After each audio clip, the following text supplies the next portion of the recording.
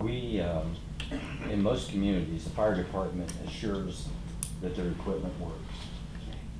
And that's a partnership And, with the but fire we department ourselves, we and do the flush village, hydrants, correct? but we do take it upon ourselves to flush them and check them. I will speak to the fact that, a couple years ago, there was a question that maybe there was some that, didn't perform adequately. Nobody could provide me a specific hydrant but we took it upon ourselves to go around and, do those tests. And I think we found one that wasn't even ever indicated that we rebuilt. And to our knowledge, all hydrants function properly and adequately for what they're designed for. Now, I will say that there are some, to today's standards, hydrants that may not be built to the spec that is today. All hydrants nowadays are built on 6-inch lines, minimum, if not larger. We do have some areas where they may be 4-inch, and we've identified that, you know, those would be, like to see those increased with upgrades and development. But to my knowledge, there has not been any situation where there was not adequate water supply source and performance. When we had the huge fire outside of town 6-8 months ago, they pulled from 2 different areas, never had any shortage. We had a fire here in town recently, and again, the equipment performed as it was designed to, adequate water supply. And with the fire just recently outside of town, the trucks came in regularly and filled at the station. Again, not hearing any complaints about adequate water supply. Anytime that we've had large fires, even if it's after hours or whatever, we bring manpower in to maintain the pumps at the water plant to ensure adequate water pressure. So we work hand in hand with the fire department to do that. I just know from checking in, most fire departments will go out and prove their own hydrants, which I would strongly recommend. If I'm gonna be dependent upon that, I would prove it.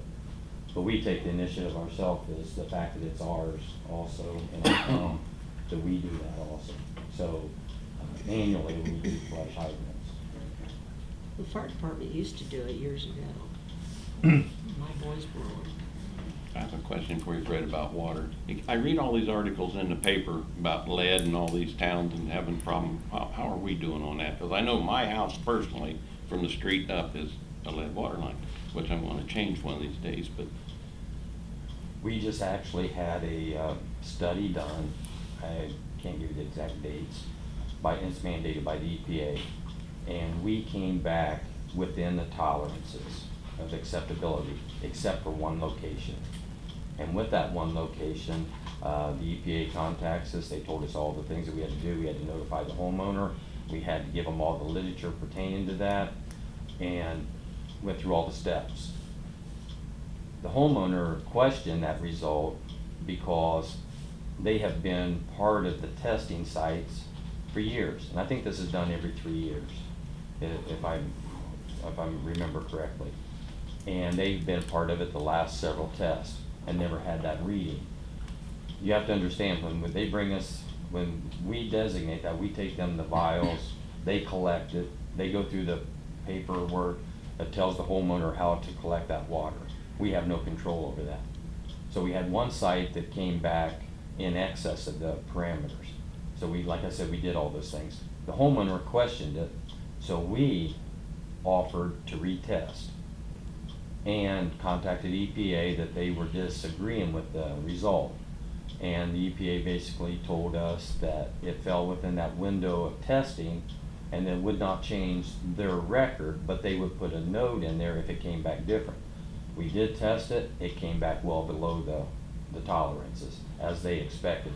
I don't know what had happened to gather that negative test, so we also contacted the health department, which is part of the process, let them know that that homeowner did come, they refuted the test, retested, and they came back acceptable.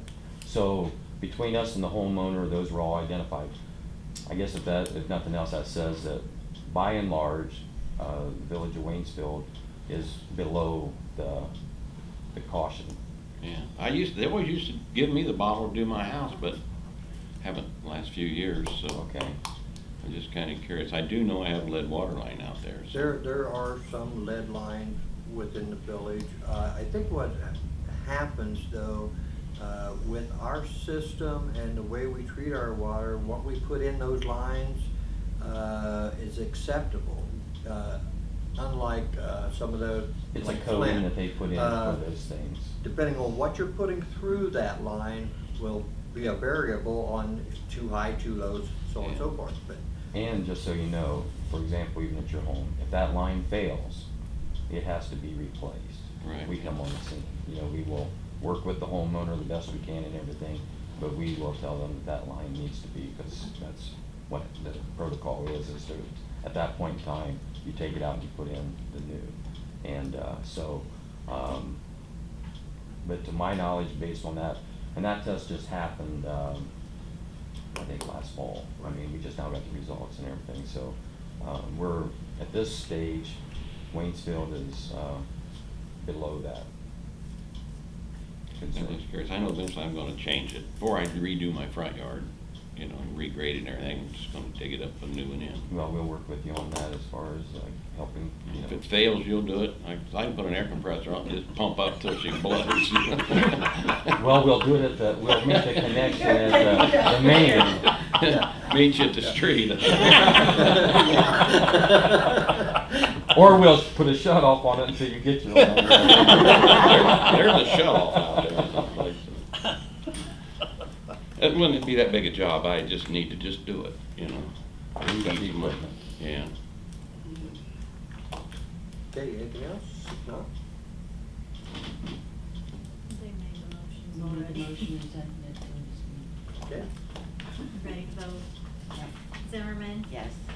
Earl? Yes. Ewing? Yes. Hardin? Yep. Knox? Yes. Miller? Yes. Thanks, folks.